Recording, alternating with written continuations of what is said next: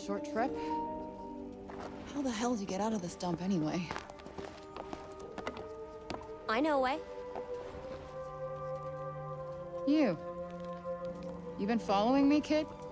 No, but I know how to help you.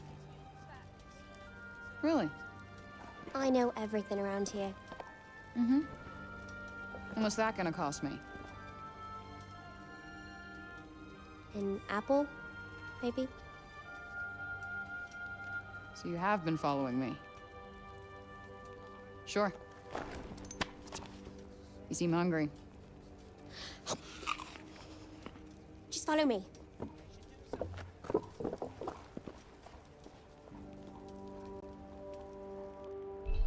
Don't you want to know my name? Not really. It's Olivia, and you're Frey. Everyone's been talking about you. I guess I'm kind of famous around here. Does famous mean hunted by the gods? I call it...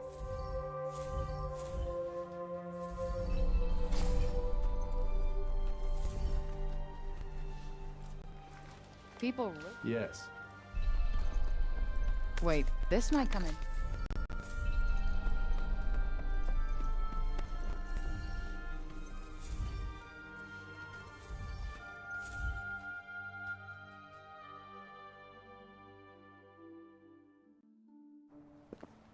Hey, Shorty.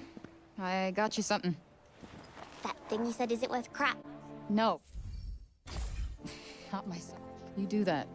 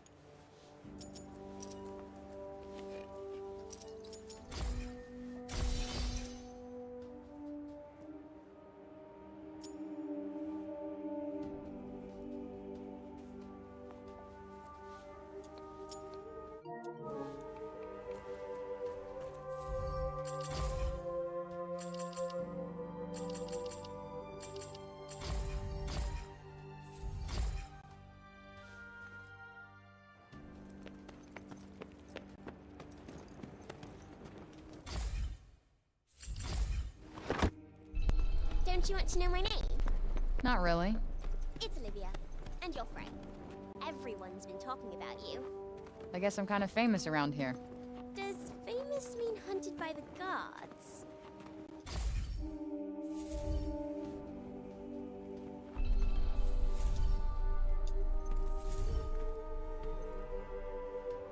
People... Yes.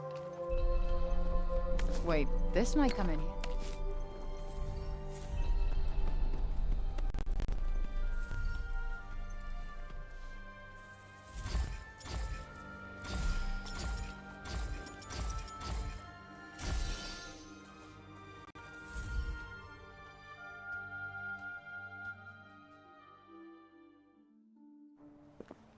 Hey, Shorty.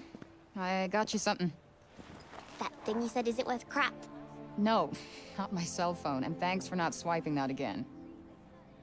I don't steal from friends. Friends. Cool. Well, as your friend, I got you this. Wow! What is that? Are you a Tanta? It's a pen light, and no, I'm not a Tanta. What's the deal with those guys anyway? They were the strongest and most powerful women in Athia. They all had gifts. And in the past, they used them to help protect the land. And one day, they will again. They'll come and save us. Listen, kid. From personal experience, you gotta look out for yourself. People only really get saved in fairy tales. We're wrong. You'll see. All right, well, I got a split. You said you knew the best way out of this place? Well, if you climb over that wall there, that should help you get to where you want to be.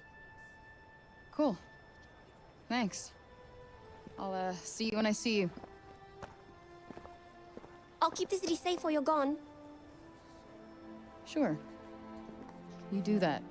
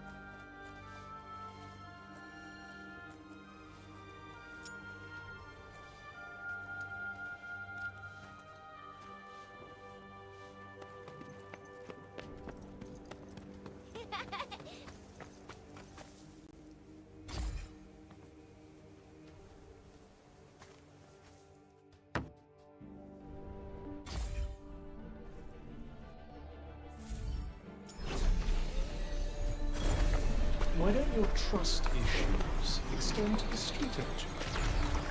Because I've been there. What the hell are these things? Are they people? I believe this is what happens when humans are affected by the break. Then I can't kill them. What choice? It's either the... So this is what Auden meant when she said people who come out here don't make it very far. Explains why the people of Seoul prefer staying inside those walls.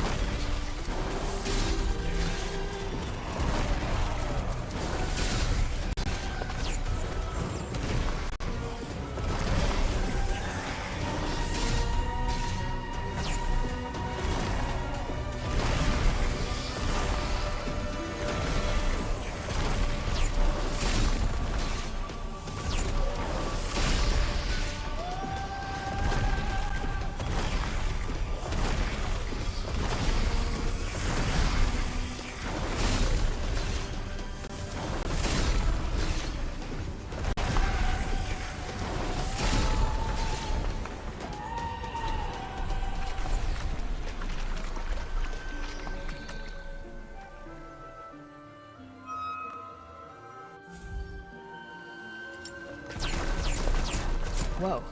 Do you feel that? Those are powerful magical energies indeed. Why not dive in and see what happens?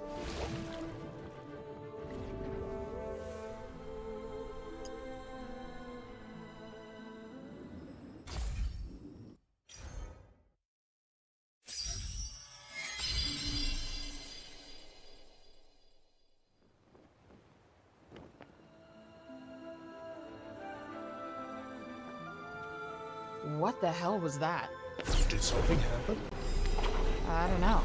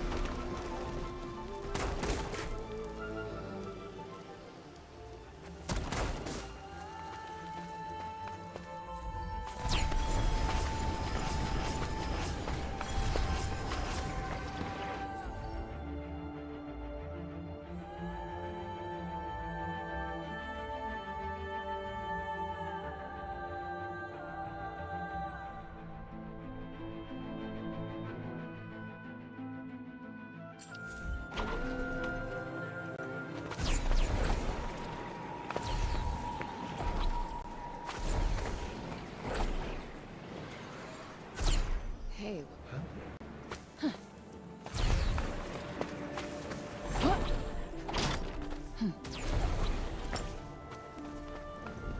There's something in there.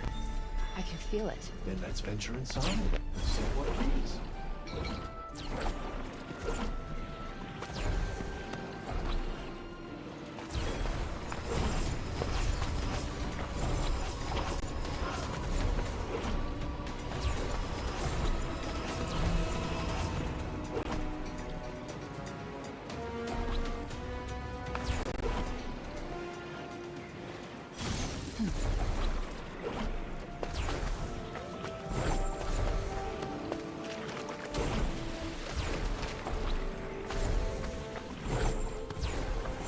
Is that the guild? According to the map, it is, yes.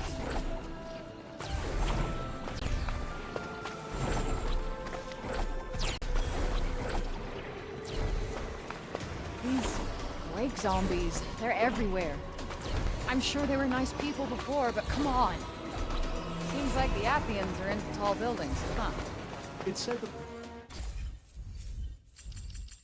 Well, looks like this is nice.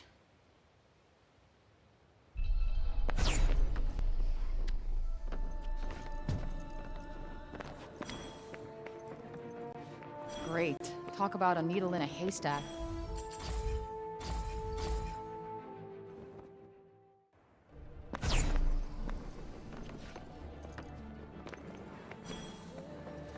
Great. Talk about a needle in a haystack. Let's...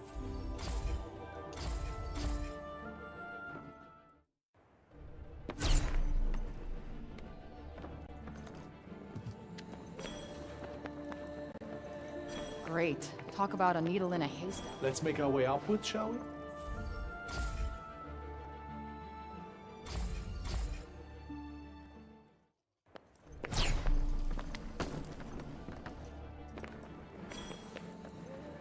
Great. Talk about a needle in a haystack. Let's make our way upwards, shall we? Looks like the break didn't come this far yet. You think those journals might be here? Perhaps we should take a look around.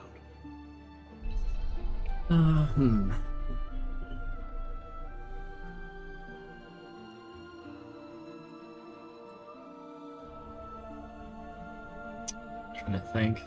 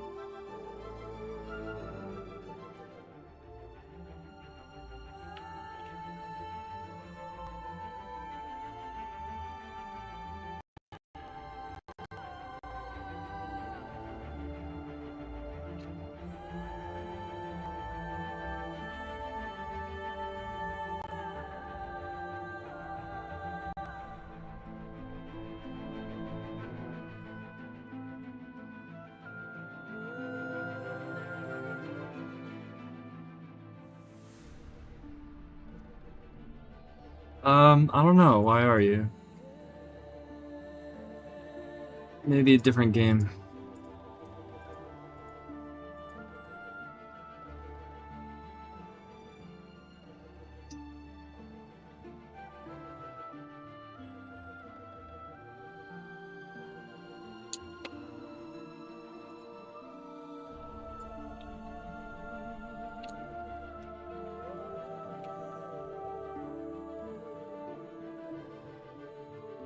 Trying to time some stuff right now. I need to do video editing, basically.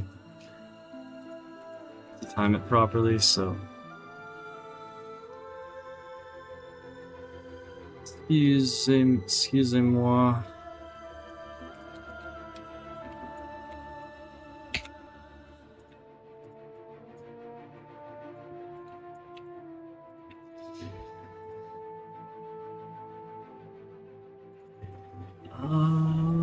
Hmm.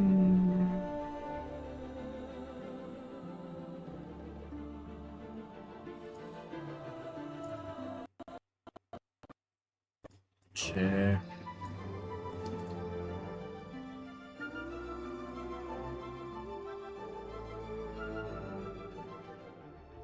I mean, I don't know. I can't say. Maybe are you a Tekken fan or something? I have no idea. If you look at my channel, you can see what, like, the stuff I posted. I don't know.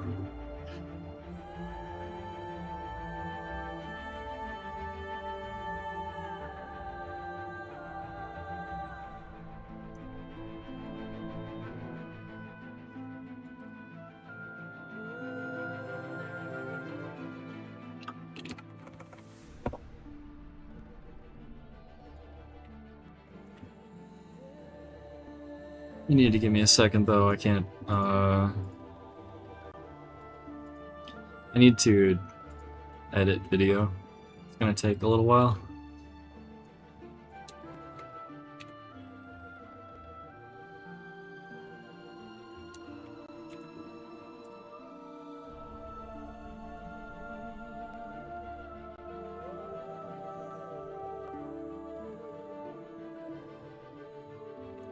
Okay.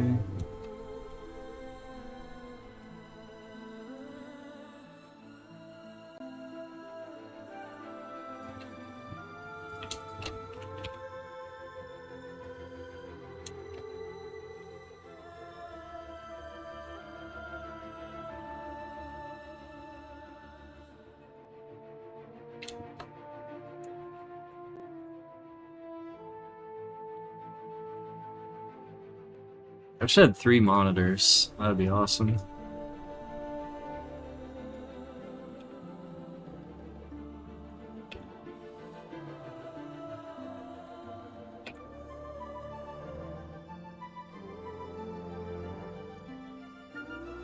Okay, okay.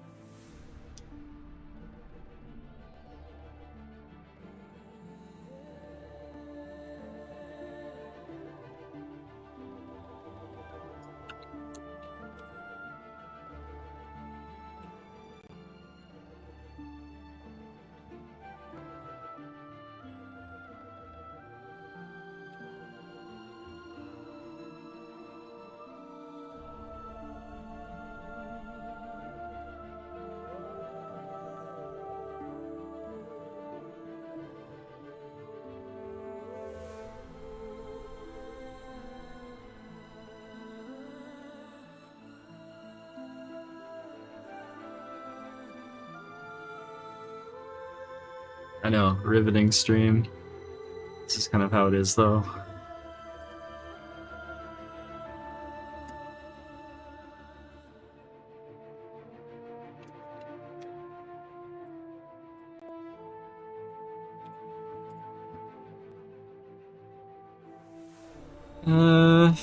I guess if there are more people around, I could, like, screen cap the, editing process or something. It doesn't really matter, though, I think.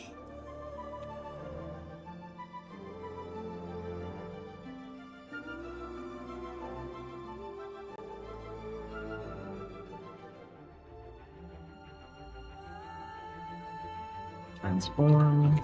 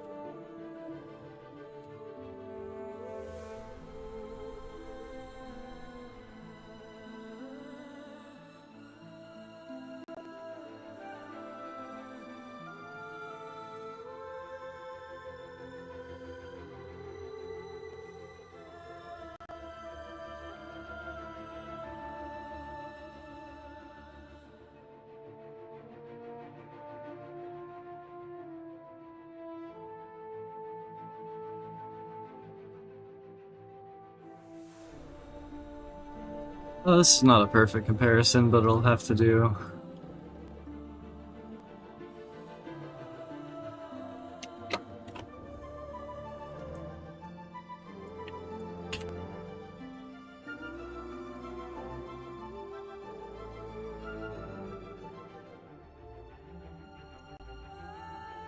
$6.20.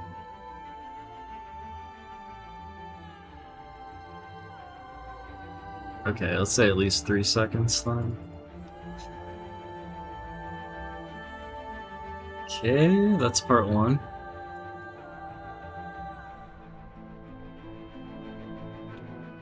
Part 2.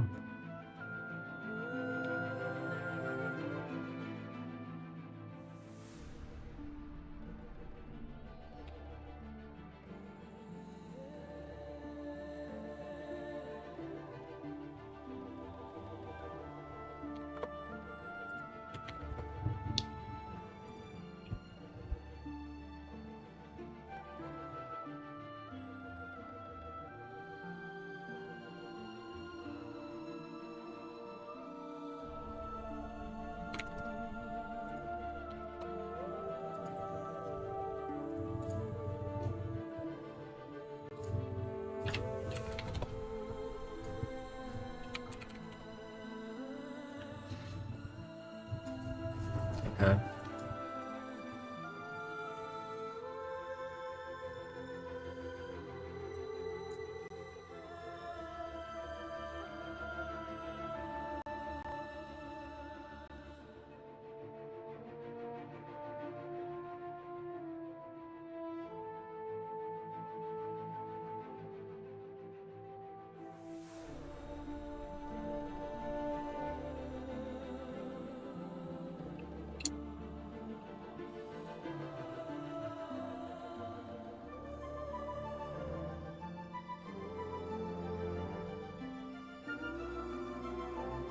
We can't enjoy the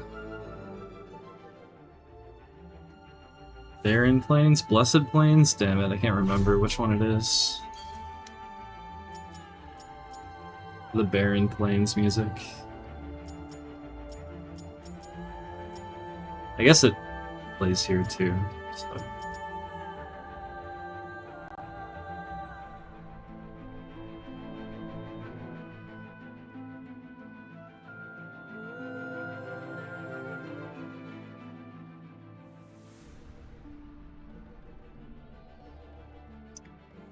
Come on, Blender, you can you can do it, Blender.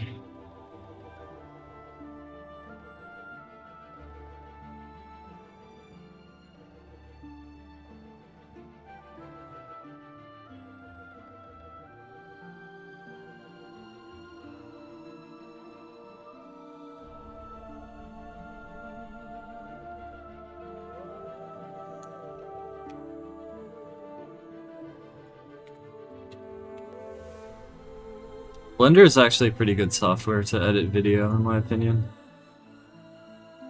I have no complaints.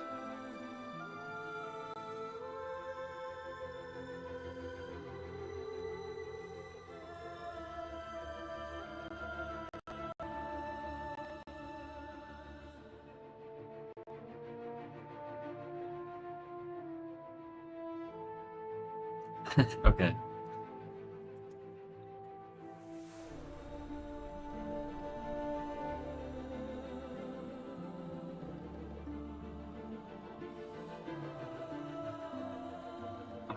Okay.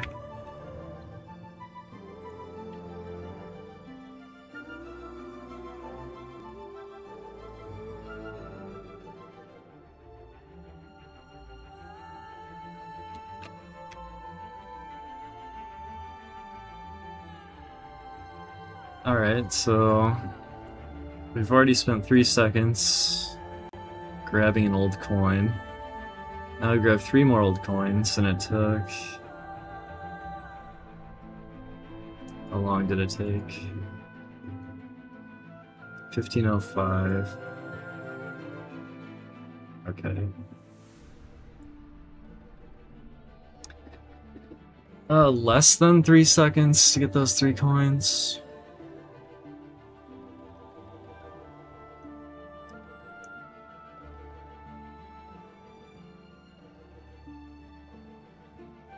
This is kind of a rough comparison. It's less than 3 seconds.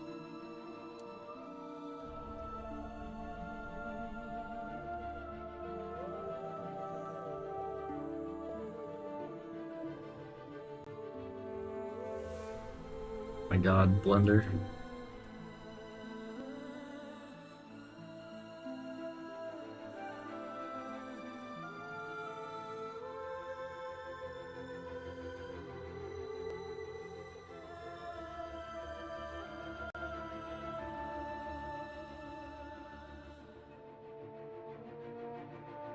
Actually, I guess I should cut the clip when Puff starts talking. Because that's really the trigger you have to wait for. So... but yeah, it's less than 3 seconds to get this.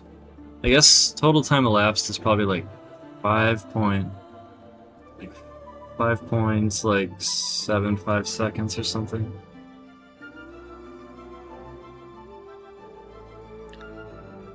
There's still more though.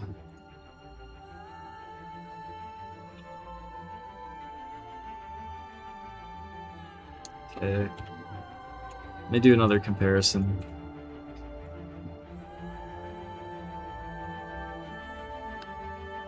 $13.41. A bit under $16.41. Yeah, it's like, how many frames is this? This is a rough estimate too, so.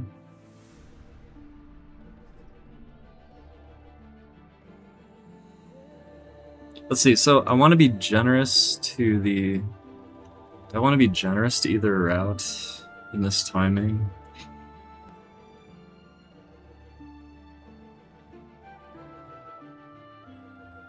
Trying to think of how I want to do this.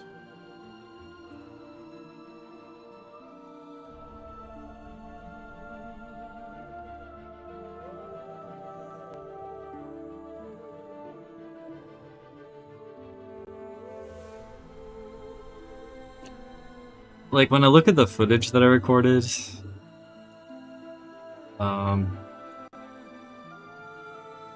you know, there's like slightly different movement, so my comparison is not perfectly fair.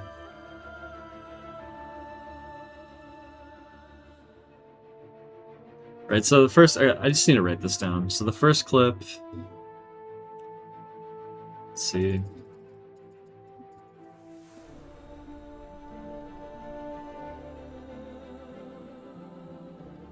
Oh, let's see.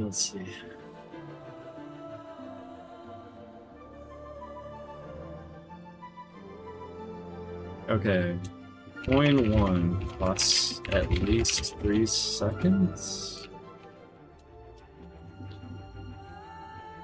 Plus,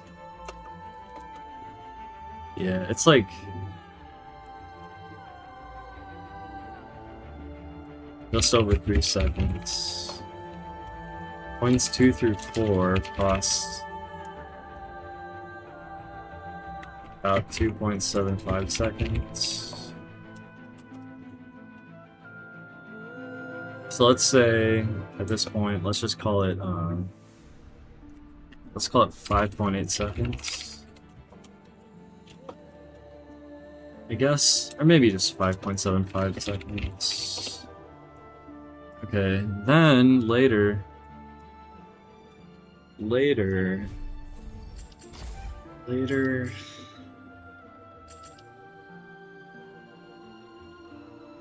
guess I could like warp back to Sepal on this save or something.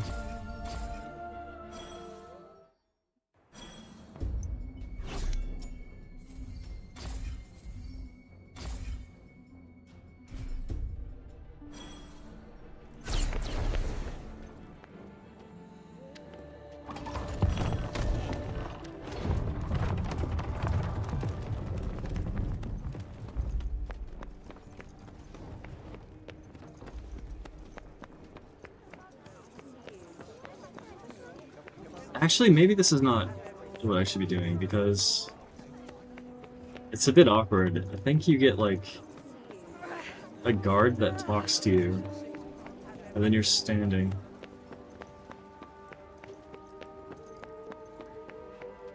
Right here. It's like you go here, then you're like coming out of a cutscene. I guess it would just kind of look like that, though. Oh yeah, then there's the book. There's the bookseller too. Hmm.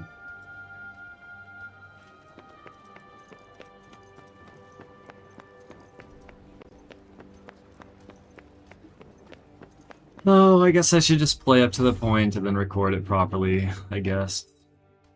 So I should just use this autosave. Which thankfully was not overwritten, yeah. Okay.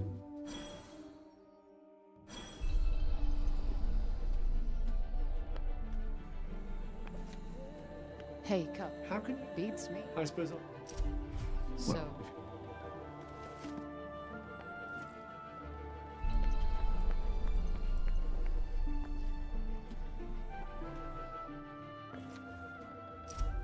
what up?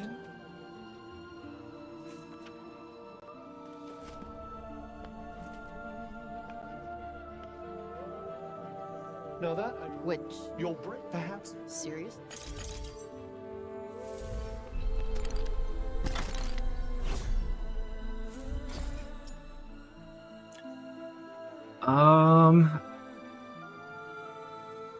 If I time any fights, I should probably get double slay.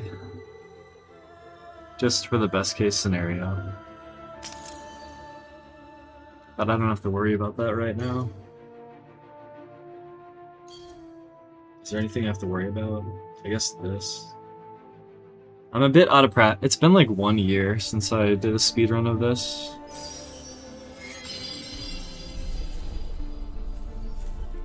Okay, nails aren't really my thing. But in this case, I guess I can make an exception. I suppose the joke.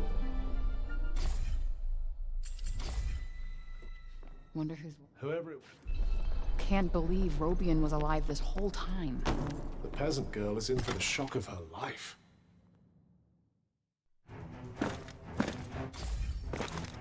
I don't have Surge. Shields are Oops. pain in the ass. Oh, I'm supposed to do this. Wait, who the hell are these guys? Mindless automata, whose only loyalty is to silence. I don't have Surge. It's fine, it doesn't matter. I just need to win.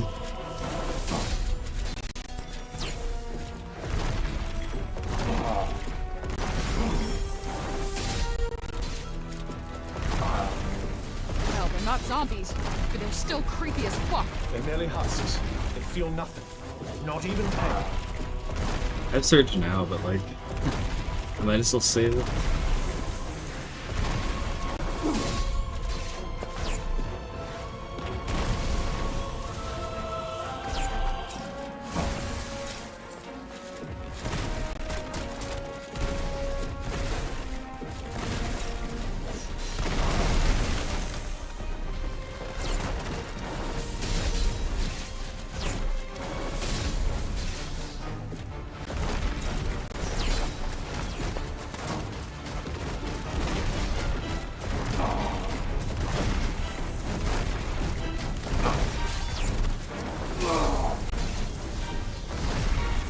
Oh yeah, grade reset? Oh well.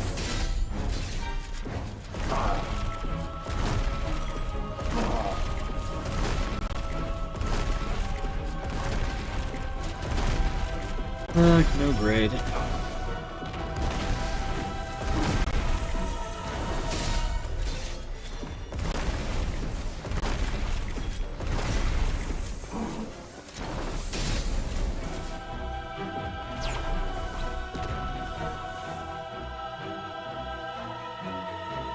Okay, we gotta grab what we can.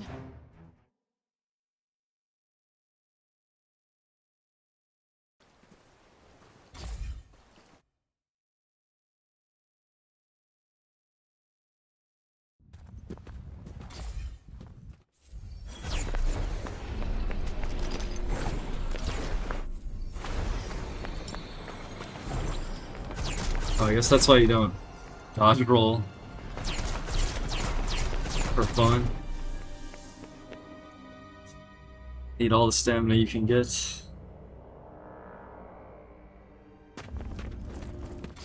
What happened here? No. There's no way we can defeat... Tantasila's destroying the city! It's not the real Tantasila! It can't be!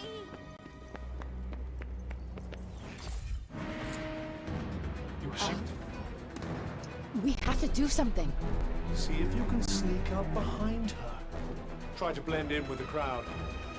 I could blend in a whole lot better if you shut the fuck up.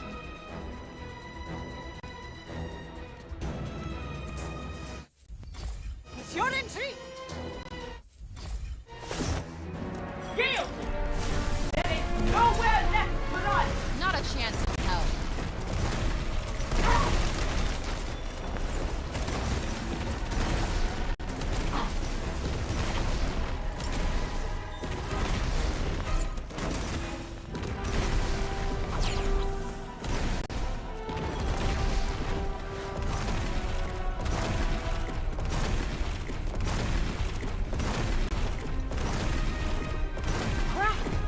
What is it with flying assholes trying to kill me? Try and knock it down to the ground.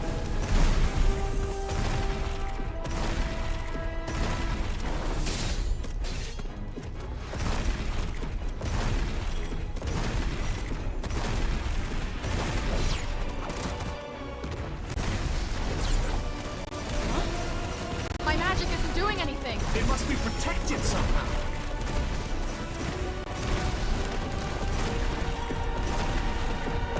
How could she attack innocent people? I don't think she cares what she does if it gets her closer to you.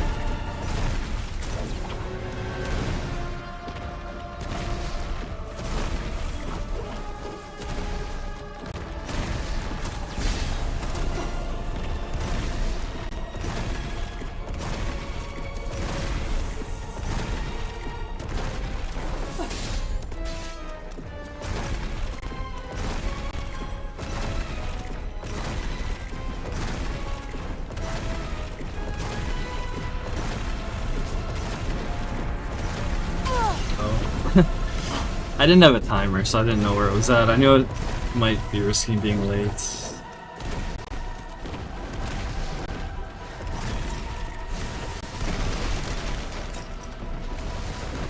Yeah, so if that happened in a run, it would be really a big fail. It doesn't matter though, because I'm just gonna be timing some stuff. And in a real run, I would have my timer, so I can kind of get an idea of when to get hit intentionally.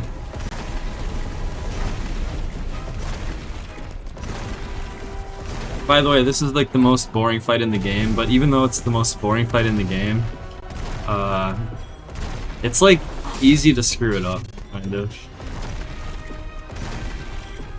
if Scylla isn't actually here, where is she? Watching you from the safety of her castle, most likely.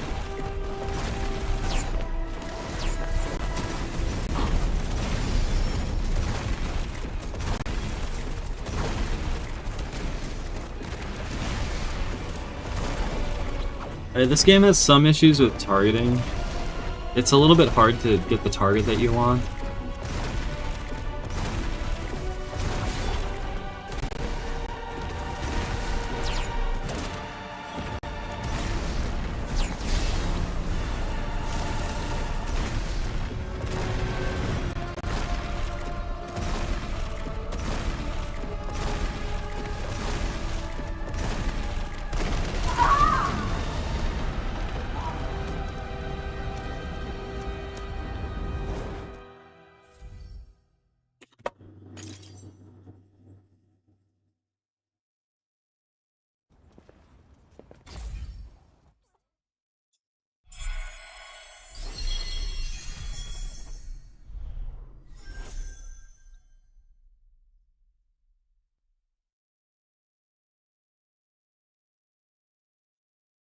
Like, sometimes I do that fight and I lose 20 seconds. Even though it's just kind of simple.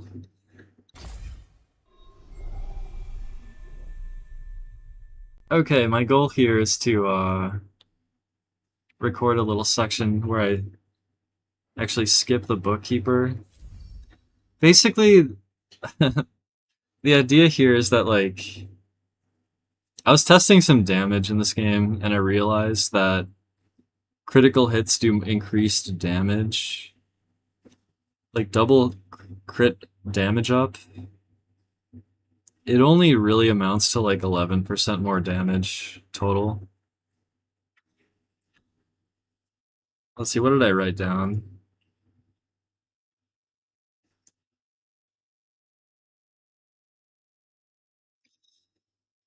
What did I write down?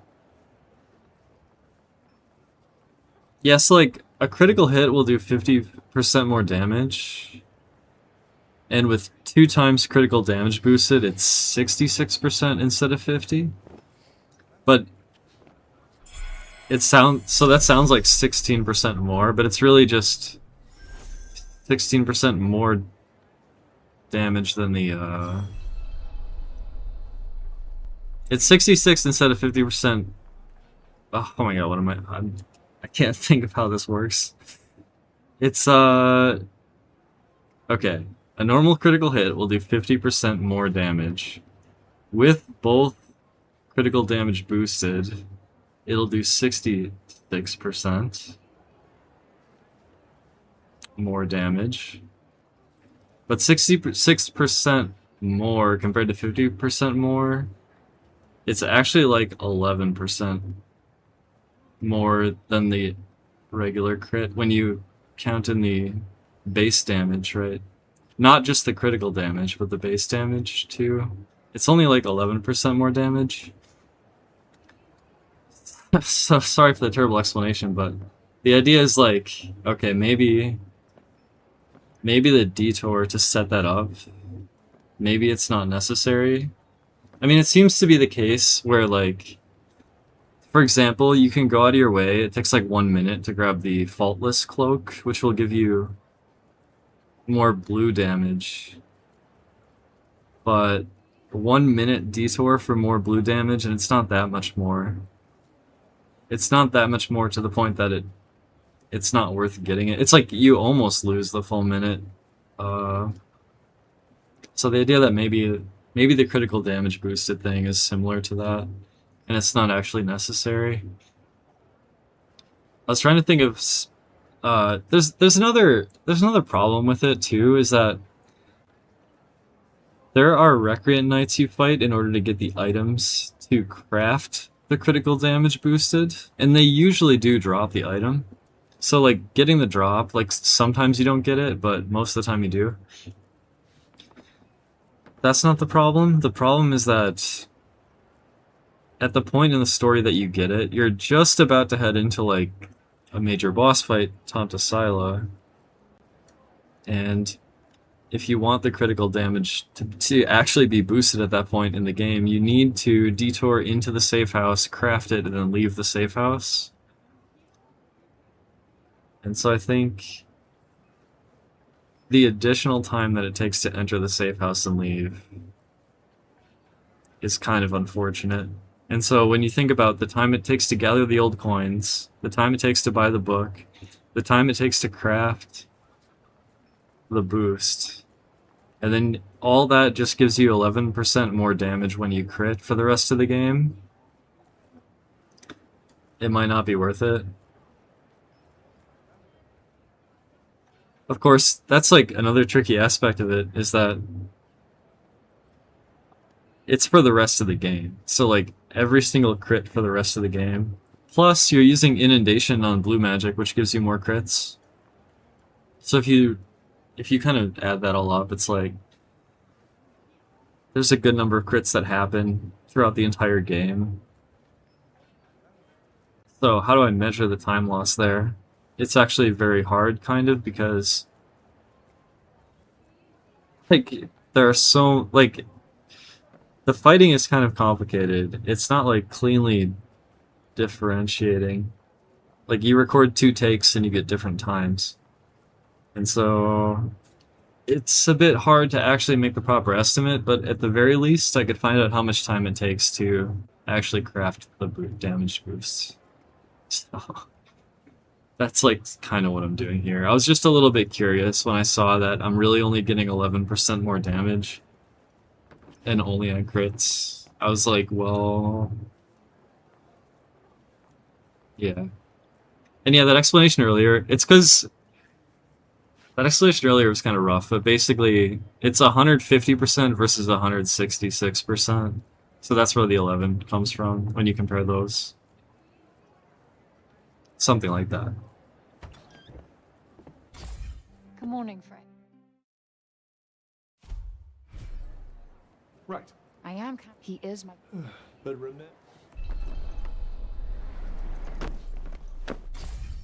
It's like there's one more old coin to get, which takes a short amount of time, and then there's the actual buying of the book, which it also does not take that much time, but that does add up, so...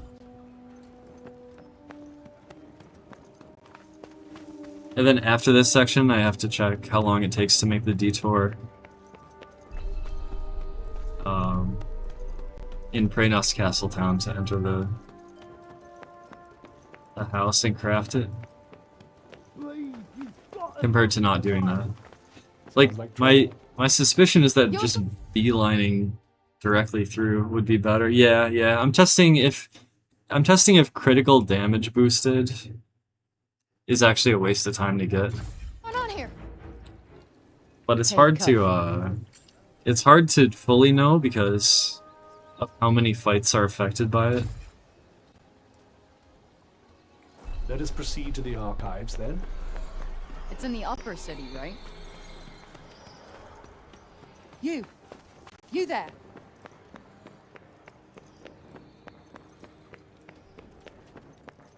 Kinda weird that they let us through without any hassle. They're probably all petrified of you after seeing what you did. Might I suggest learning a little more about Scylla before we depart? So I plan to stream PS3 games. It's definitely possible. I have a PS3 and I can stream it. I have Lollipop Chainsaw, which I have not completed. So that's definitely a possibility. I put Resident Evil 5 in my PS3 and I couldn't open the game. I think the disc is scratched or something.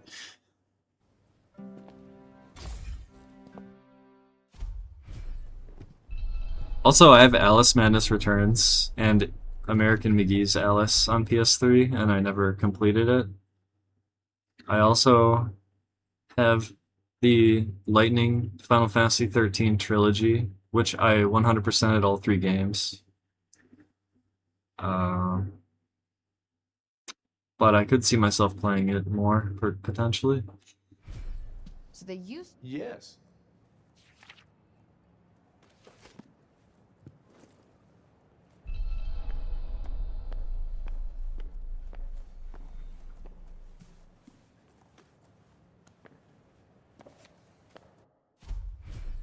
Can't say. I don't.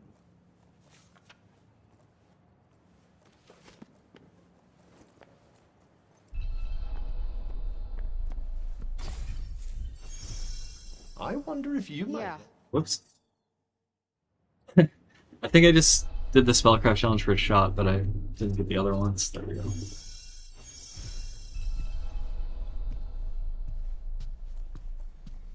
It's like I said earlier, I'm a little bit, like, kind of out of practice here, where I didn't speedrun this game for about a year. I think, when was the record set?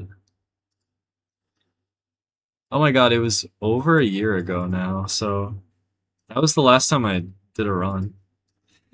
So it's been over a year since I did a run. No. Wait. I think more.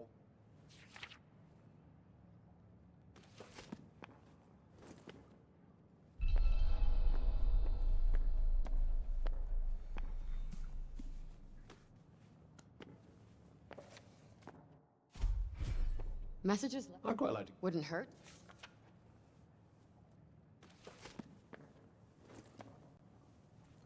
So the Tauntas had and the instead. And But it doesn't. That's enough for now. Think I'm pretty clued up on the Tanta basics. then I suggest we depart. I mean, I thought about doing a D-Rust run just for the hell of it. But the real thing happening here is, like, I was just testing some damage values in the game for something unrelated. Like, I thought about making a combat video about some specific fights in the game that I think are interesting, I guess, that I have not optimized and would have to learn how to do them. But in the process of like doing a little bit of research for that, I realized that the crit damage up is only around 11% more damage, which made me wonder, because like it's definitely the case in a game like this where you could go out of your way to get some little perk, but then like the time it took to get the perk is worse off in a speedrun setting where maybe instead of going way out of your way to get something, you just hit the enemy one more time if necessary. It's like definitely something to consider. I wonder if the game's gonna autosave here. This is the part that I need to do. I need like just like a rough estimate here. But I think this damn guard talks to me and then... Hurry. Oh, it's actually Cuff that talks to me. Okay, that's fine. That's fine, it's all good. All good. Yeah, that was a beautiful recording. That was perfect.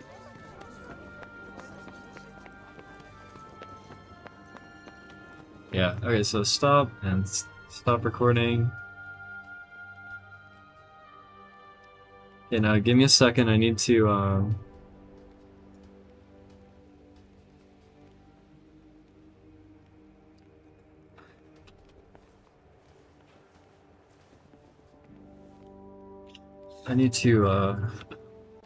cut video and compare it very accurately. It takes time.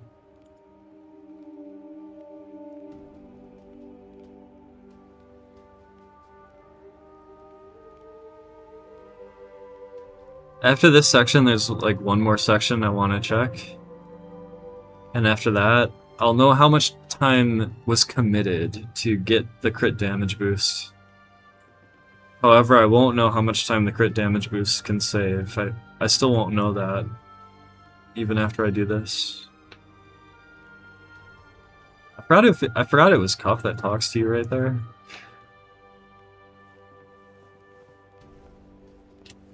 Okay.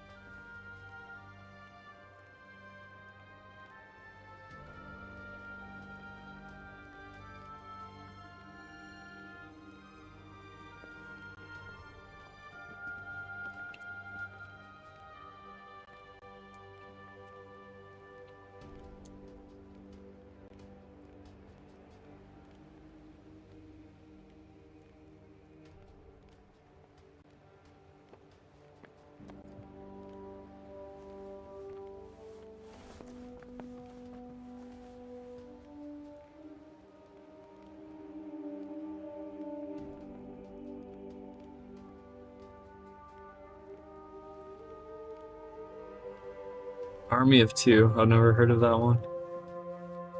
I actually kind of missed a lot of the PS3 library. I did have a PS3. I basically used it as a Soul Calibur 4 machine for a while. I also had the opportunity to play Metal Gear Solid 4. I'm kind of sad I missed out on the Final Fantasy 13 trilogy when it was first coming out. I think I would have been... maybe I wouldn't have been inspired by it until later in life, though. It seems like one of those things.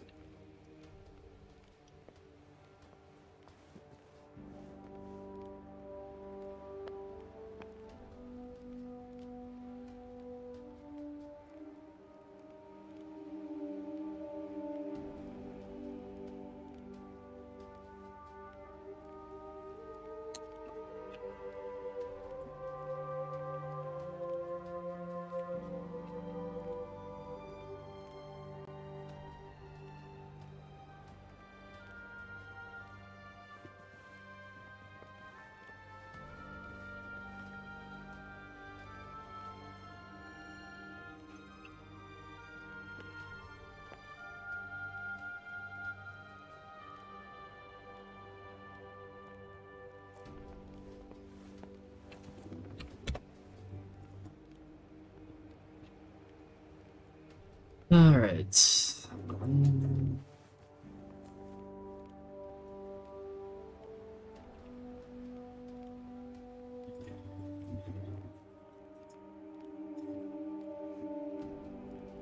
It's slow to edit this because Blender needs to like build proxies, which is like, I don't know, it's like caching the video or something so that you can scroll it easily instead of it stuttering for needing to like seek into the video and load the frame every time you click, or every time you click around. It takes a long time to do that, and I basically just put a 2-hour, 37-minute run into the Blender, so it takes a long time to like... takes a long time to do any operation. It's so laggy.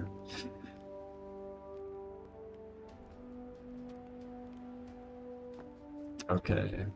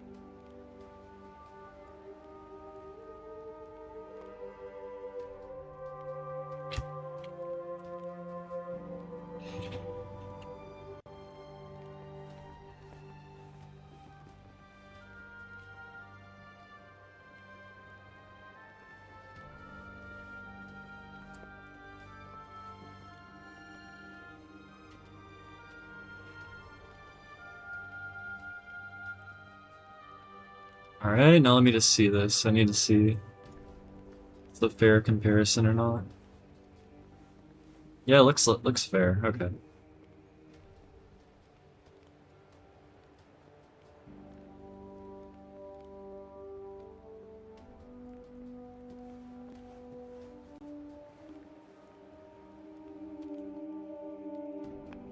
A Souls game playthrough? Okay, so my plan really was to go through Sonic X Shadow Generations, and then after that, try Bloodborne.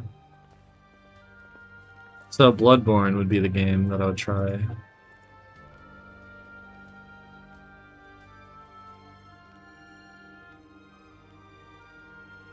So maybe that could happen.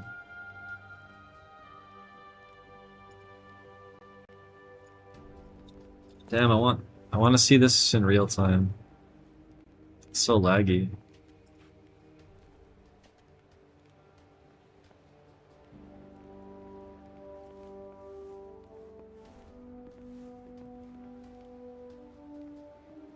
Blender might crash. No. Please, please. Come on, Blender. Alright, well, let's see. Do I have a save? I do have a save at right here. I should probably load this. Yeah, I should. Do I have another save? I don't think I have another one. I might have a Hero's Welcome. That's even better. Oh wait, no. That's after. Never mind. Yeah, right here. Load this. Okay, Blender didn't crash, which is a miracle. I'm thankful.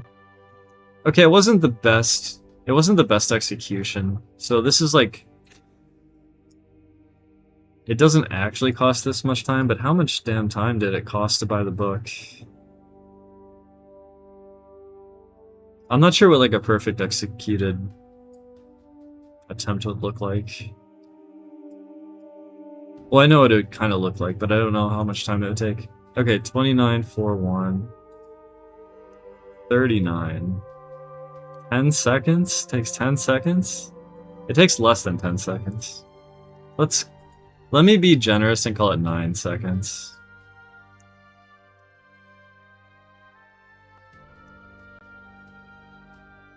So let's say buying a book roughly 9 seconds. Maybe more than 9.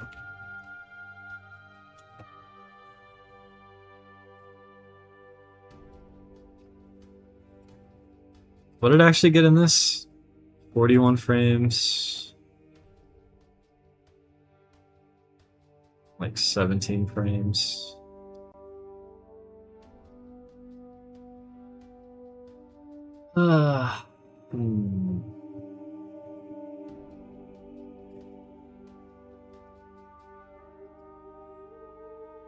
I guess I'd be willing to round up. So I guess we're looking at 15 seconds committed so far. Which is kind of a lot. Well, it's some. Okay. Now this part. You never know what surprises might be waiting up ahead. Be ready for... Actually, I don't even really need to time this because it's... I actually don't even need to time this because I can just see how long it takes to go inside. I don't need to record anything. I just need to check this one thing.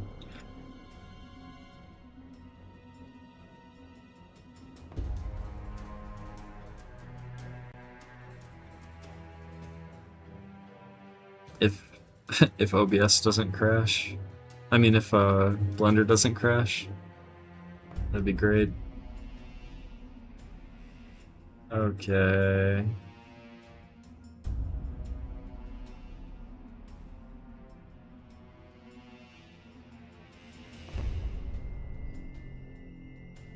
I just want to know the total time commitment for this 11% damage buff on crits.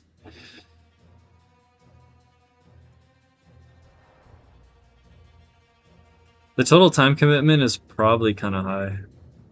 You know, I thought of a place in the game where the crit damage, like, would obviously be... Like, I thought of at least one place where... Like, when you're using Rage Slice Explosion against Prov when she's floating, like, every hit is a super damaging crit. And so you'd be getting like 11% less damage there. But it's not like how many times do you hit her? I think it might be less than 10 times. It's like you hit her like what, 7 times or something? I think with good execution you probably wouldn't even... I mean, I don't know, you might lose a few seconds there, I guess, due to not having the crit damage. There's too many places in the game though where it's like really hard to measure this stuff.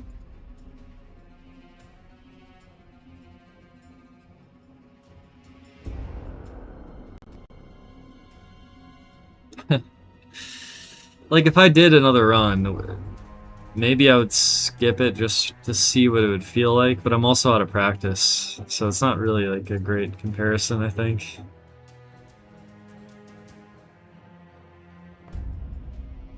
Okay, I've almost seeked the video to the point that I'm interested in, so I just need to time this one section. Shouldn't take too long.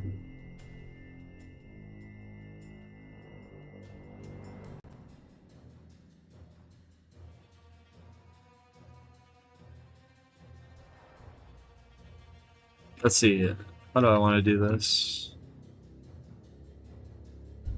I guess like you're about equidistant leaving the house as you are from where you start, so I guess it's literally like the entire time it takes.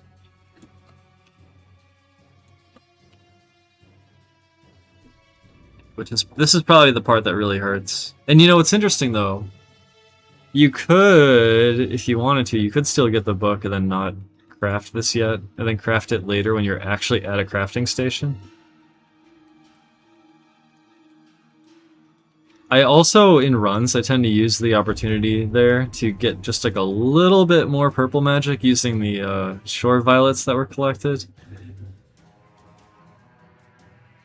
Let's see. Okay, there it is. So I'll just cut it there and then take a look at how long this segment is.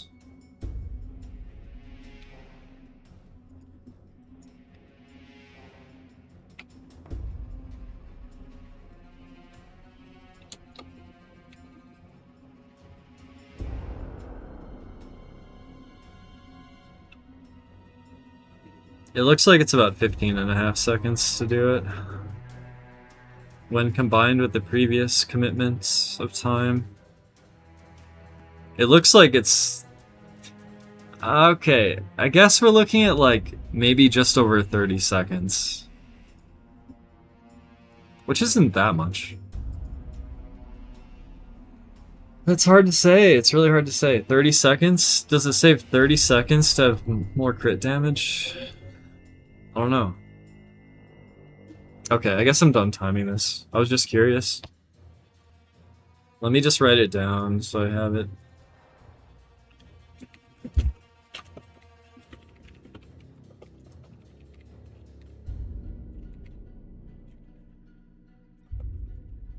I guess I should check how long it takes to craft it, assuming you're not going out of your way to craft it, in case you wanted to craft it later.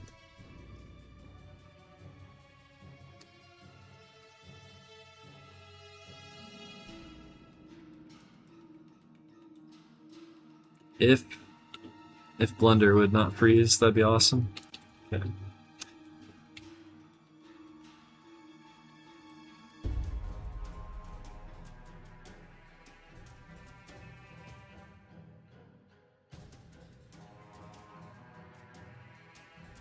Like, if you forego the crit damage boost on Silas specifically, and then later when you're crafting red magic up, you also craft the crit damage, that would take...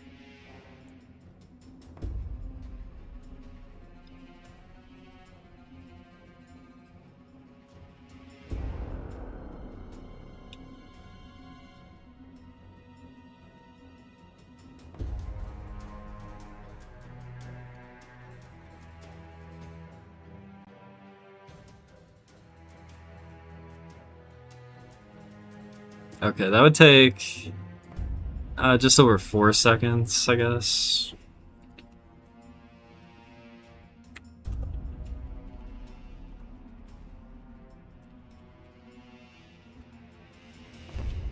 So you could get crit damage up for the remainder of the run and save like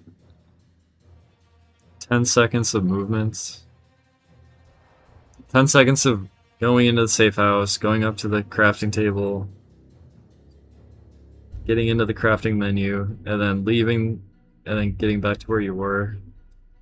So I guess, okay, so I guess you could save roughly 10 seconds by not crafting before Scylla. Does crit damage up save 10 seconds on Scylla?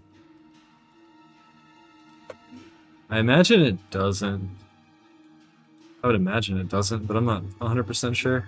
Damn it, it's kind of funny like how I go through this and time stuff, but in the end I just don't really know. I was thinking about this during my walk earlier. I was like taking a walk and I was thinking about like, okay, well you could craft at the table prior to Scylla, or you could skip that entirely and do it later, which would fit more into the routes and be less of a time commitment, but then you'd lose the extra damage on Scylla, which to be fair kind of hurts because like for example you have disperse into Scylla's back when she's knocked down, or like 6 burst shots into her back when she's stunned. So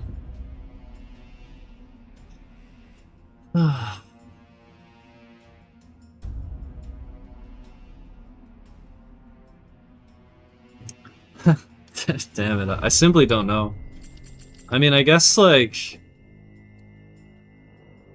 maybe the thing to do would be to simply try a run where I don't get the Ballad of Boiling Blood. Or the... yeah, the Ballad of Boiling Blood. Just skip it in a run and see if it feels okay. But it's kind of a mystery to me.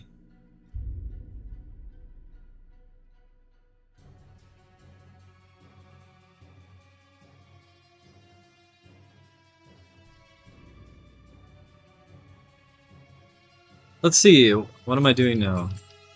Am I doing anything? Am I doing anything in this game right now?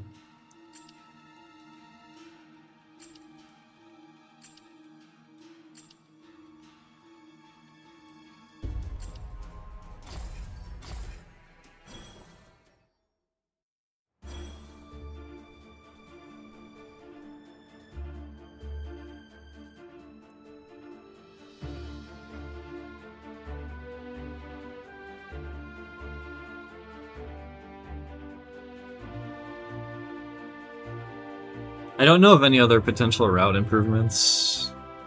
Well, I guess, like, another thing I was curious about...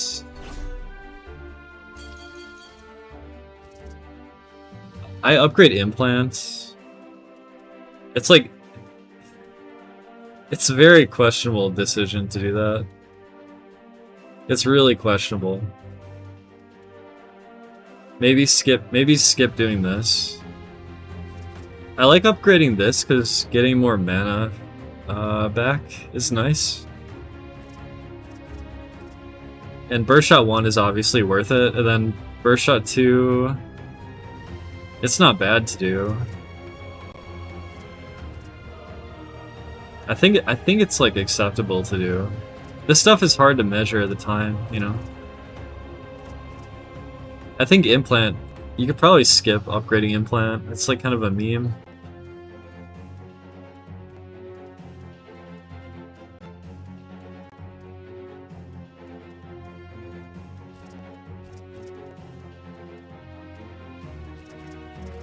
Yeah, I'm out of practice. If I did a run, I'd probably forget. Like, the thing is, like, as I did runs last year, I was, like, modifying the mana route up until the end, kind of.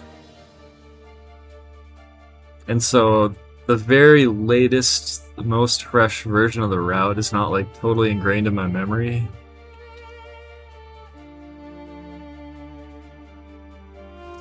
But that's what a D-Rust run would be for, I guess. Do I want to do that? I'm not sure.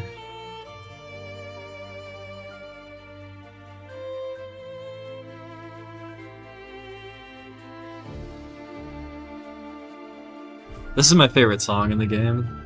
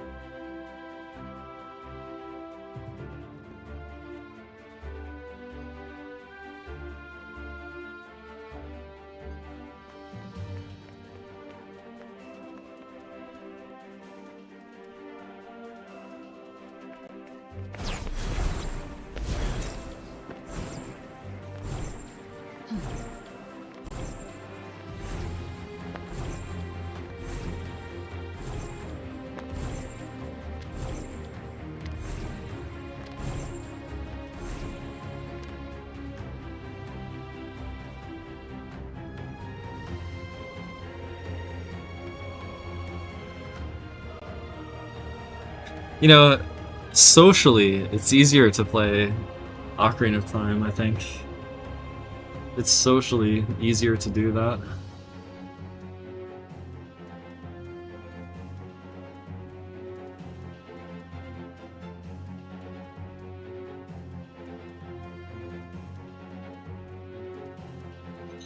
As for stuff like Sonic X Shadow Generations, I feel like it's almost like I shouldn't even stream it.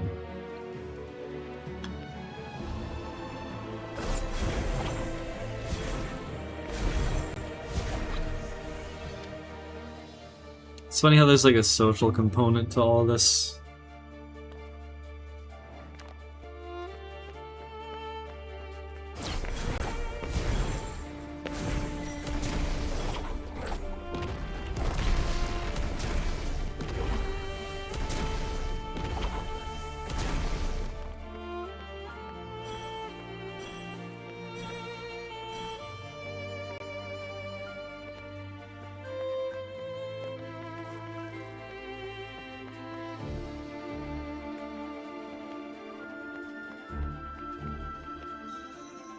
Did I do a D-Rust run this game? I don't know, maybe.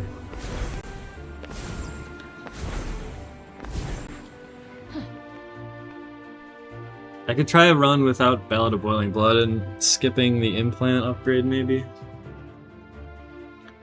It's gonna be a bad run. Like, I'm trying to think, like... Let me try to think of the mana route right now. So...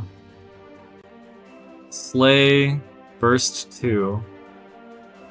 And then spellcrafting, shot, burst 2, burst 1. And then shimmy, and then upgrade, burst 2, burst 1. And then unlock Vine Whip. what is Tendril? Unlock Tendril. Unlock Implant, unlock Prime. And then crafting table is yeah, it's like I like to do purple magic plus 2% even though it's so minimal. I kinda like to do it anyway. There's so many little things where it's like, is this really worth doing? It's hard to be sure on it.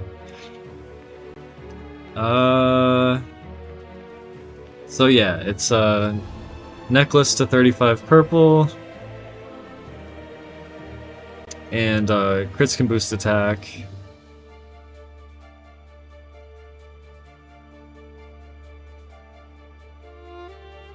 Wait, so I'd be skipping Ballad of Boiling Blood. Just to try it. It really might not be worth it, I'm not sure. I'm not sure if it's worth it or not. Damn it. Maybe I should just do the damn thing.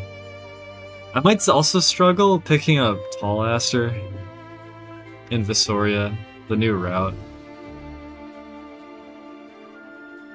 I think I kind of know what to do there.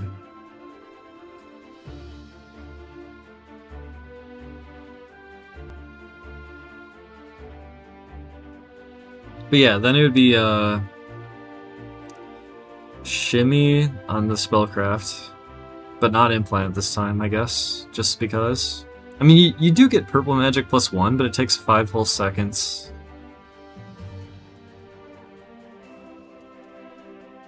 I can also skip the Shore Violets in Praenost. The later ones.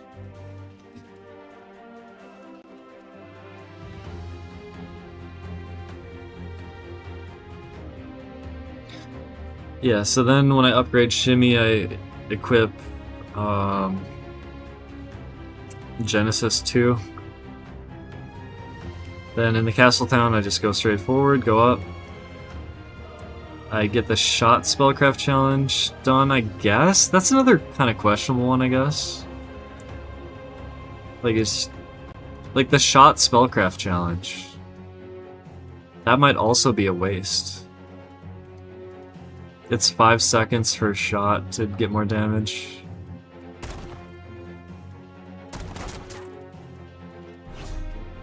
This right here. It's like... I don't know. It's like... It's definitely questionable. I would consider skipping this as well, honestly.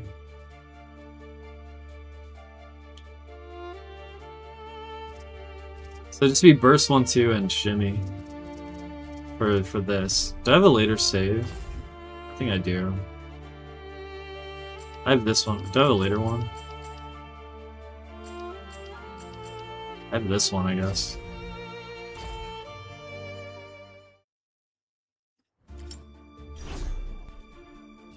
Yeah, so this is obvious. This is like...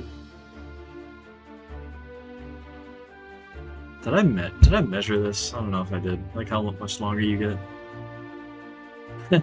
This is questionable too, I think. This could be good. And this actually kind of goes with the Ballad of Boiling Blood as well. So that's why I'm a little bit reluctant to cut that out of the run, but yeah, I don't know. It's hard to say. Obviously, you don't do anything with green magic, and then for red magic, it's just Rage 3.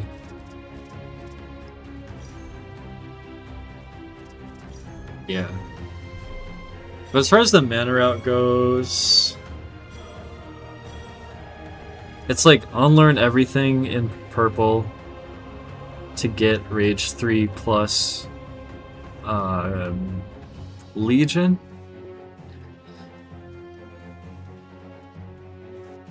I wish I had red magic. I'd have to kill the bird. I don't really want to. I guess I could look in early. Let me look at an earlier. I could just load my 100% file or something.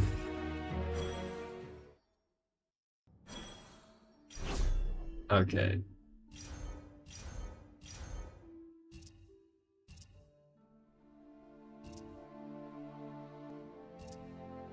Right, so it's Crucible and Legion. I think getting a Bombardier and even Fire Trap temporarily is completely... It's like fine. I don't think it's bad. It's like okay. I think Bombardier is more useful, but it's like debatably okay to get Fire Trap as well, temporarily. Yeah. So let's see. Yeah, so you do that, you go through Evolette. When you unlearn these in order to get Genesis 2 and Implant. I guess. Like, Implants against Prov. It's like, I guess it's barely useful. It's like very slightly useful. It's kind of a meme though. Maybe it's not necessary.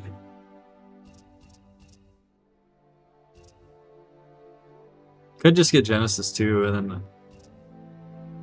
then skip these.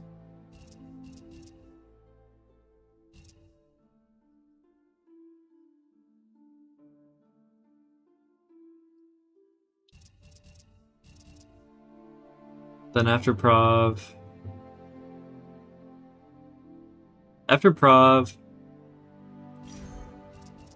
I remember unlearning Rage 3 so I could get blue magic. And unlearning phrase stuff as well, so no Genesis 2.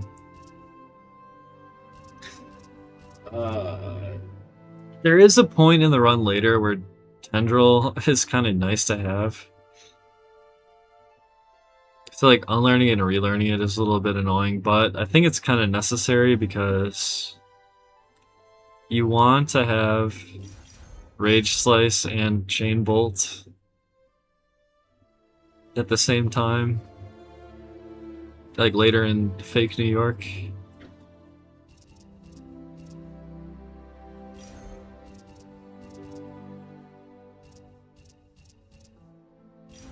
Oh god, it's really just the end game mana stuff that is a little confusing to me.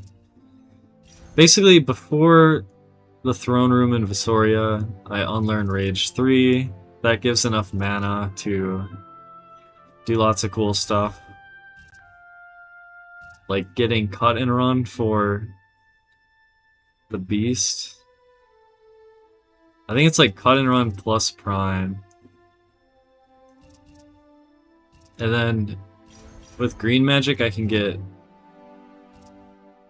hide and seek and aggression. And pulse start 3.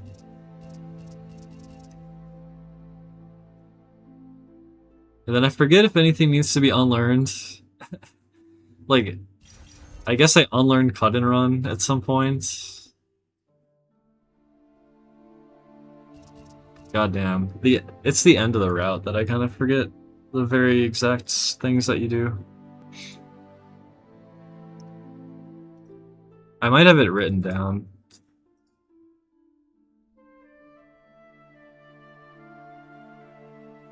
I don't know. I don't know if I have it written down or not.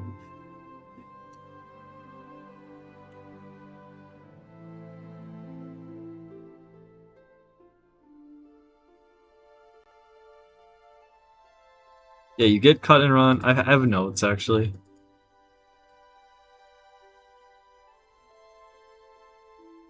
Get cut and run, unlearn cut and run. Unlearn burst shot 2. Oh.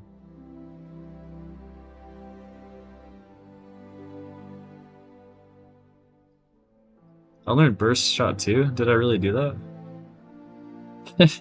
Jeez, I can't remember. I guess I could look at my run. This is crazy. I really unlearned burst shot 2.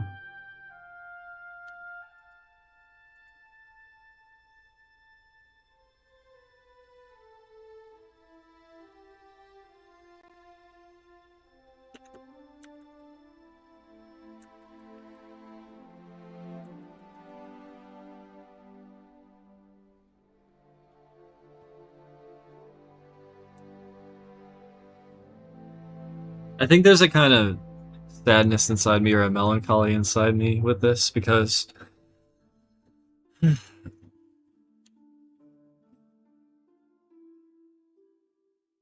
it's like, yeah, when I had a big stream in Ocarina of Time and Zelda was so popular, yes, Zelda's such a beloved game and everything.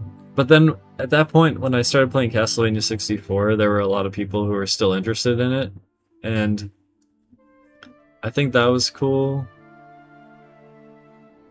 And honestly, it was actually better than the stuff I was doing with Ocarina of Time at that point, honestly.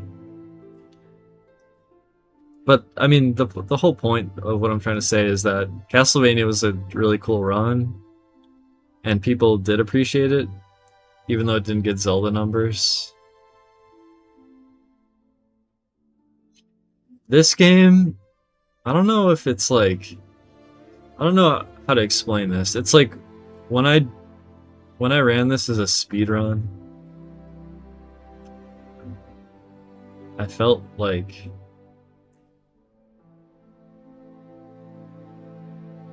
Like, I appreciated the game design, and it felt like it was a good speedrun in itself.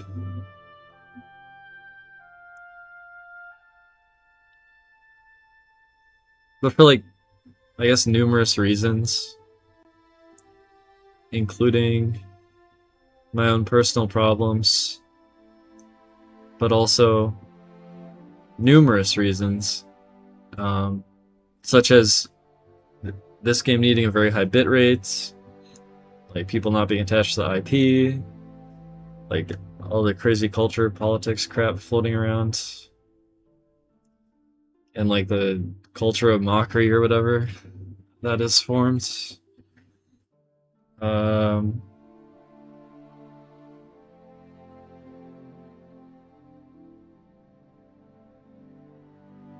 And also, maybe it's just like,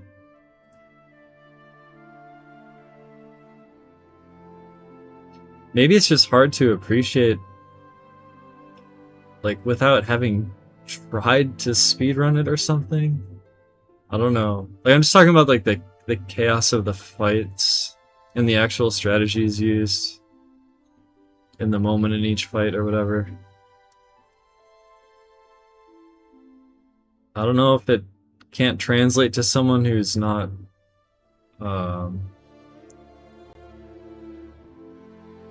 like familiar with the game, or maybe we're in a different era now where like, you know, like short form content has a grip on everyone, and then also not just that, but like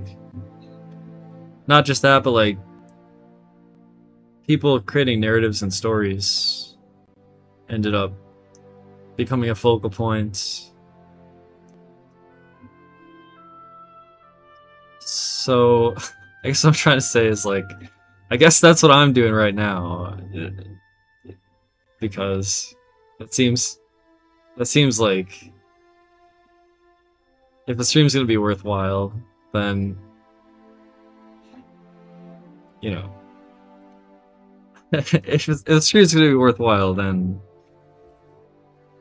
it's like at least you can hear my thought process. I think if you can hear my thought process, I think that helps, like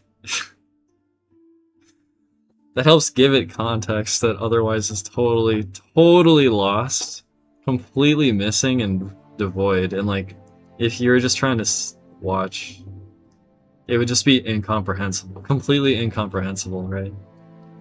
Like I think the narration literally like saves it from the depths of nothing.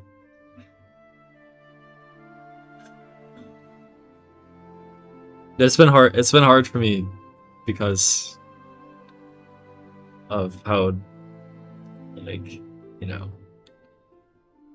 how isolated it has been with it. And other reasons too. There are other reasons it's been hard.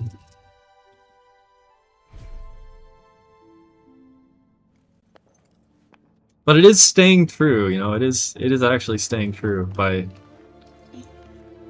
having put the effort into this.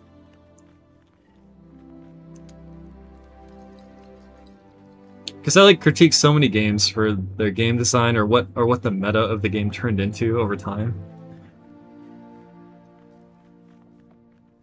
Like so much stuff is kind of an epic fail, and even like it even makes me curious about stuff like the Star Fox remake. Even though I think the Star Fox remake like looks worse than the original, and the voice acting seems worse, and the character designs seem worse, and that all that has me concerned about the Ocarina of Time remake as well.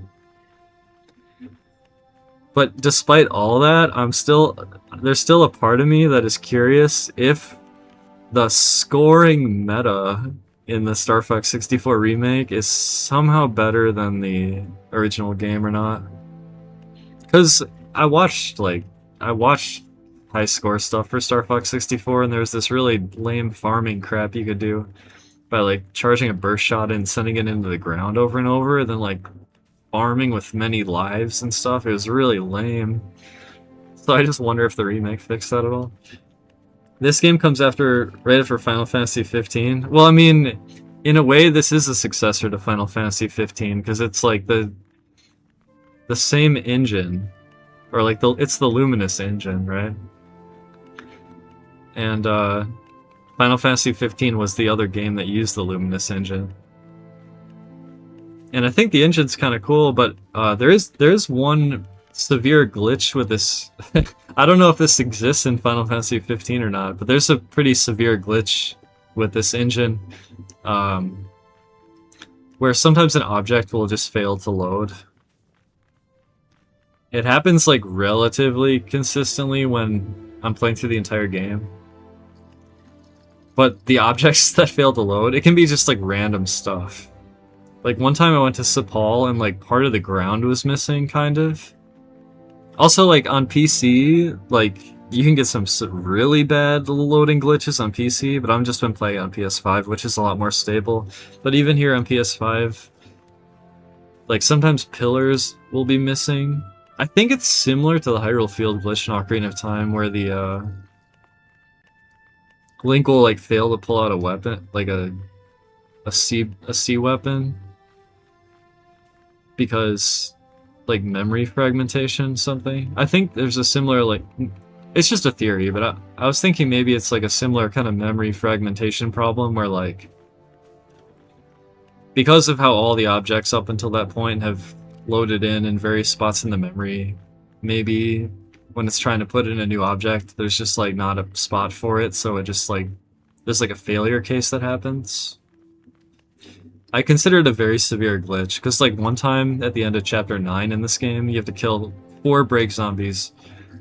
There's like 4 break zombies that spawn at the beginning of chapter 10. Chapter 9? It's the beginning of chapter 9, yeah. One time the break zombies just completely failed to load at all. And the trigger that like sets up that fight, it just saw there were no zombies and it allowed me to continue to the next trigger. So it literally saved time. Another time near the end of the game, the door heading out of the archives just wasn't there. So I looked up and it was like an open gateway, like, and the bright, there's like bright light coming down. It was almost like the door is open, like something that should not happen, but there it was, like up the stairs, the door was missing and the light was pouring through. It was like almost a surreal, like, it's a surreal, almost, spiritual experience almost. But of course, it's just like the object failed to load, you know? It rarely happens, but it does happen. There are a few other smaller glitches in this game, but there's no like severe there's no severe glitch in the run itself that is like used intentionally.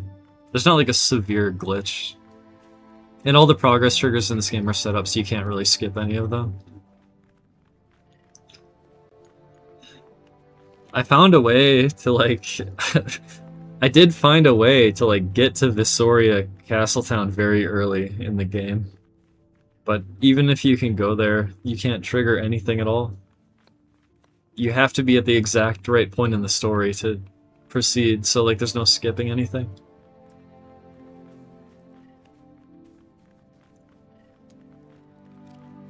Oh jeez. I'm talking for a while.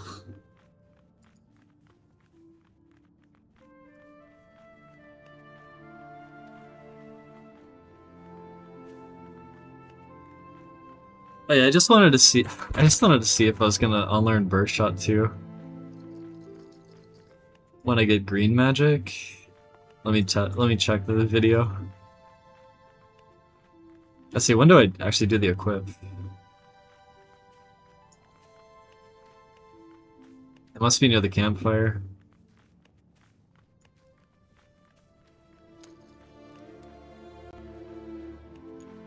Yeah, I do unlearn Burst too. And cut and run. Okay.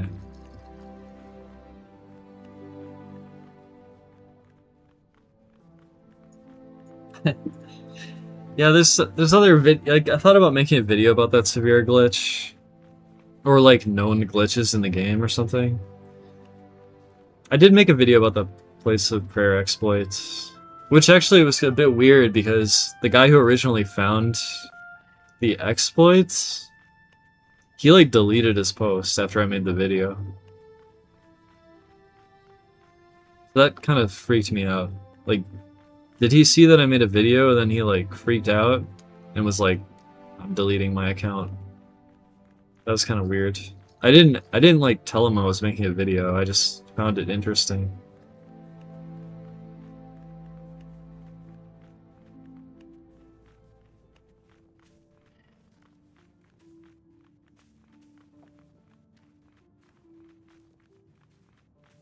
Geez, I talked so much and now I'm like, I'm actually not sure I want to commit to a whole run right now. I'm not sure. I'm just kind of playing around with the idea of like de-rusting. I mean, I think beating my time would be hard for me to do, but it can still go lower. It's just hard. That's always the case though, I guess.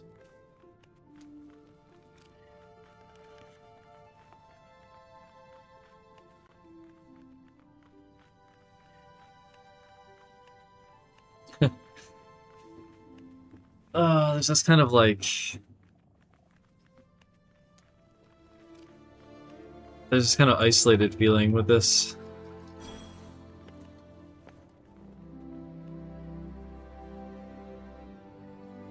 Oh yeah, I don't really like the cat familiar designs in this too much because it felt like they took realistic cats but then almost stapled on these like strange little furry wings. I feel like the design could probably be better for these.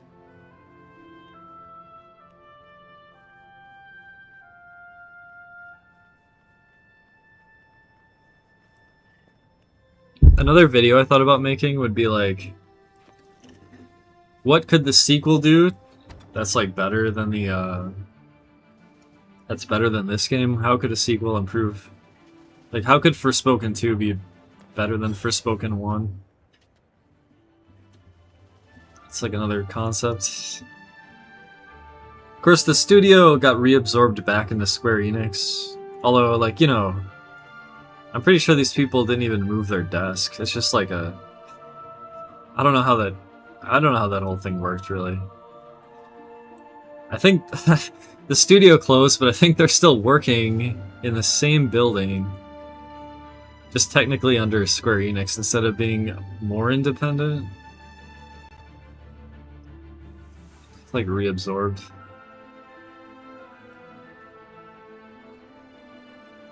But I think they're not going to make a sequel. But I think a sequel would have a lot of potential. But it's like...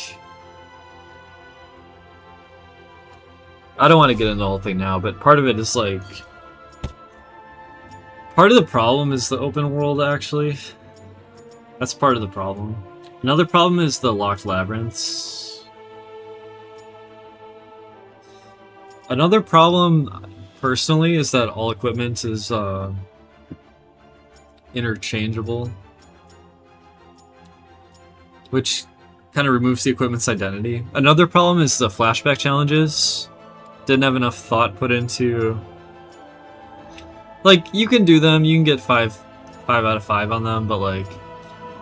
They could have done better with, like, thinking about how the scoring works with that. Maybe there could have been better rewards for it, too. Another problem is which enemy you're locked onto. Like, they could probably... I actually don't know how they would... I don't know how they would do it, but like... Which enemy you're targeting and like which one you're trying to target. It's a little bit hard to like control. And another problem with this game is probably... using Slice. The attack Slice. It's a little bit... I mean... I'm fine with how it works, but it's like... You could say it's like, quite uncontrolled. Like, I can show you really quick what I mean. Like... Or, sorry, not that. Like, I'm doing stuff like this. Because I'm trying to, like, position the last slice. And the reason I'm trying to do that is because if you hold down the button after the last slice, then it gives me the level 3 charge right away. So like, sometimes there's incentive for me to use Slice, but then end it right in front of the enemy, and I don't want to like knock it away if it's like a... Well, I don't know. Yeah, sometimes it's like that, where I'm like slicing a bit and then going back and then going forward. It's just kind of weird. Yeah, I mean, this game doesn't... There is no other game... Like, as far as magical combat goes, this is like the best... This is like the best magical combat. And it's also amazing to me that they made a game with the characters so fast. Like, you would think having this much speed would completely break the combat, but it doesn't. It actually does not break the combat, which is amazing to me. But yeah, it can be a bit uncontrolled sometimes. And yeah, targeting the right enemy can be a bit tricky. And also, at least for me personally, picking the right support spell really quickly, I'm a little bit bad at doing this. Like, if I'm just trying to go like this and hit like a diagonal or something, sometimes I just get the wrong one. I guess it's a skill issue, but it's partially because there's no notches in the controller, so I don't have like I can't like quickly get the diagonal right. But I mean, there's enough room here. I mean, it's kind of a skill issue. It's enough area that like I should be able to do it accurately. I guess I'm still just not used to the PlayStation controller, like getting the diagonals, I guess.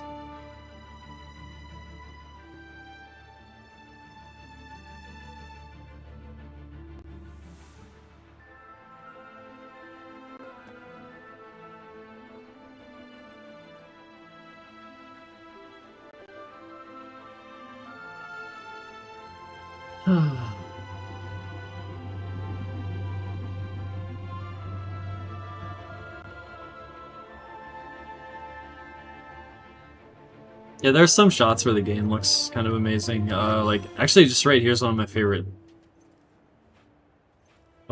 spots. It's a bit of a fake though, because the reason the sky is blue. The sky is not supposed to be blue. The reason it's blue is because there's a nightmare spot up and behind me. And so like this is like an environmental fade where it's like fading into the nightmare zone. The nightmare zone is like up there, like behind me. And so because I'm close to it, it's like it's kind of blue outside. But I think what it looks so cool is like this like the stairs coming up. And then you just can't see anything out there. But you can jump off there, and you can go down there. It's just kind of cool that you're on this like high cliff, and there's these like really realistically rendered stone stairs with like nice lighting coming down. And you're like up high, and it's like cloudy. I think that looks really cool, and I think it looks even cooler when you get the blue sky as well. Like I can kind of go inside the building a bit to be closer to the nightmare zone, and then enter photo mode and like kind of look at it. I just think it's kind of cool up here.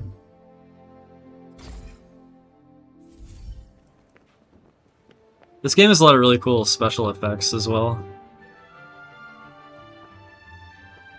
I don't know, the game's really cool. It just the thing about the world, the open world, is like the reason why people sometimes struggle to enjoy open world. It's like what realistically, what is this world? And a large part of it is you take Quixel Megascan assets and you like cobble together environments with Quixel Megascan assets. So it doesn't feel hand-authored, right? Like I can go to Praenost, like let's say I'm here.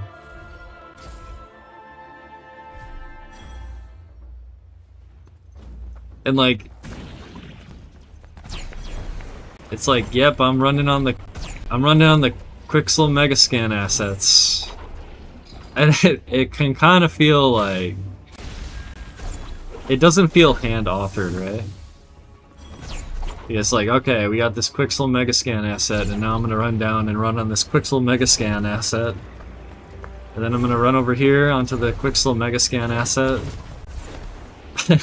It's like, it can feel a bit like, you know, cobbled together or something.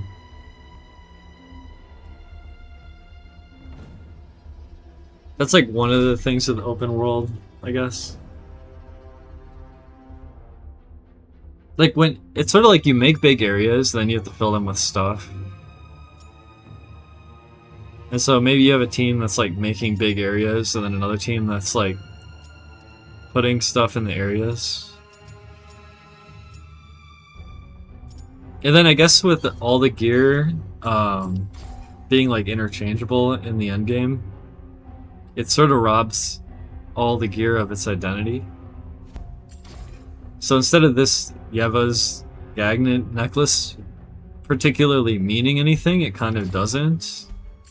So when you find a new necklace, you do unlock a perk, potentially, that you can use on any necklace, but it's so interchangeable that, like, the stuff sort of lacks identity.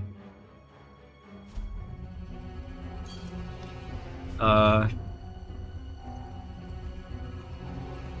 I mean, I guess if there was a sequel, I would advocate for not letting all the equipment be interchangeable like that. That's a personal preference. Like I could see different equipment that have different stat caps. Or something that like has a higher like red stat than anything else, but like is suffering in other areas, and maybe it has like a locked perk or something. I don't know. I'm not sure. It is kind of nice that you can like freely customize stuff, but I do think it somewhat robs the identity of this stuff. I don't know. I'm just kind of brainstorming out loud. I just think that like I think it can start to feel like also samey because of that kind of. And then also another thing about Athia, this world, like it's not populated by any, like it's hostile. The whole thing is hostile, right? So this area up here is the only non-hostile area. Everywhere else is like a hostile area. And there are really cool areas in the world. For sure. There are very cool areas in here and some cool like music down here and stuff. There are unique areas. There are places that feel like it's like my hideout or something. but because this is the only like settlement with live humans that are not corrupted, I guess it feels kind of lonely or like brutal. I guess maybe that's kind of the point, but like you could imagine a sequel where maybe there are parts of Retta or Reddig or whatever that like you could have different areas with actual like characters, and then maybe you could have more quests related to the world itself, whereas in this like any side questing is typically just like it's just something happening here kind of. So the side questing is like there's often not really much in the way of like side questing. It's really just like the content of the world, right? That's what you're really doing out here. Is like you're clearing the content of the world. And there's so much. Like for example, if we go to Visoria Deaths and we go down to like here or something, like this gets crazy. Like this area, this area, this area. This is like these are like huge areas, and like it is rather large, right? It's just a lot. And when you like you're going through it, you occasionally get gear that is interchangeable with like a new perk, or sometimes you get magic +1, which is good. So I don't know. It's sort of like there's like open world. You could say there's open world problems with the game. It doesn't stop it from being an awesome speedrun though. The speedrun really is. I think it really is awesome. It's just like maybe you can't appreciate it by watching it. You know, maybe watching it you can't appreciate it.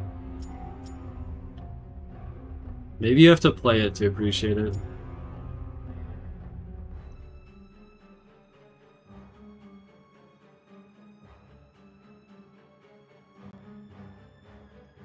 Yeah.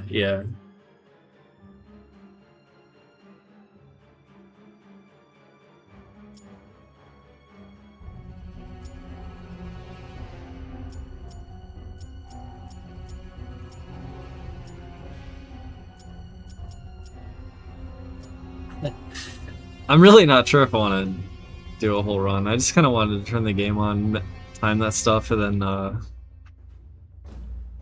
and yeah, it's about 30 seconds. The route that I did in my current PB, it took about 30 seconds to do that Ballad of Boiling Blood stuff.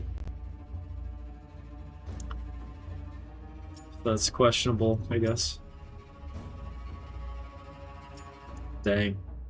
I actually feel a bit low on energy, so I probably won't do a D-Rust run here right now, but I do think it is a shame they're not making a sequel to this. Because like this game does stuff that no other game does.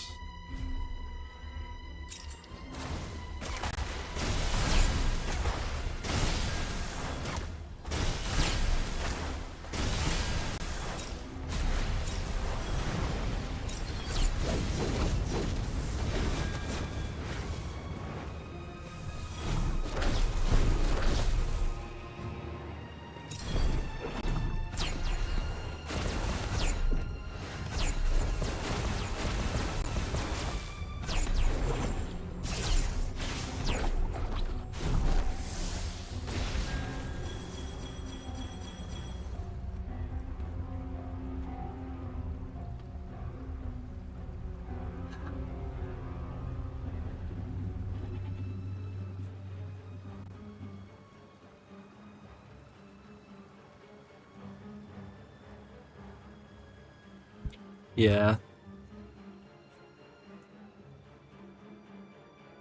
It's the most. It's emotionally tricky for me. It's emotionally hard for me. The situation with this whole thing.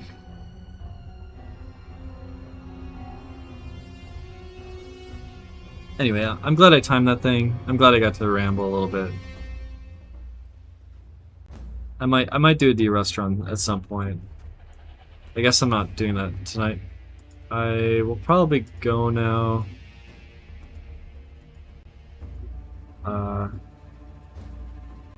Yeah, I'm just gonna try to take care of myself. I feel like I've neglected to take care of myself a little bit, and